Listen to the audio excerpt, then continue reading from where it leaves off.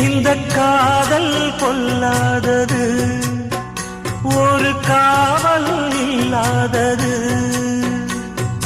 ஊதக்காத்தில் வஞ்சி மாது ஒத்தையிலே வாடும் போது போர்வை போல பொத்தி அணைப்பே.